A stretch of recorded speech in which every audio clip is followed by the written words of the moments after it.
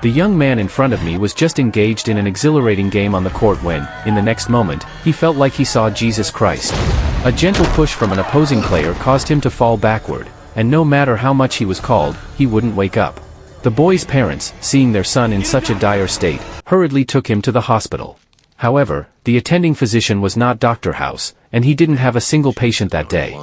The doctor's assistant reported the situation of this special patient to House. The boy was suffering from diplopia and night terrors. Dr. House didn't intend to give up on this young man and decided to examine the boy himself.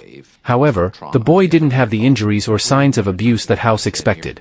On the spot, House diagnosed that the boy was not just suffering from a typical concussion, and the muscle spasms might be due to another condition.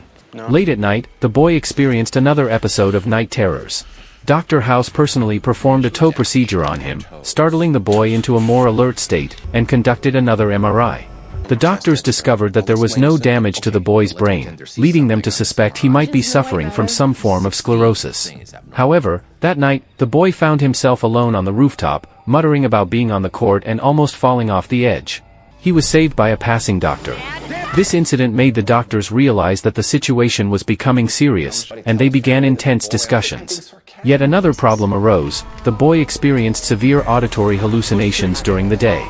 Upon investigation, it was discovered that the boy had no biological relationship with his parents, complicating matters even further. It turned out that the boy was adopted by his parents when he was 2 years old, and he had not received certain vaccinations during his early childhood.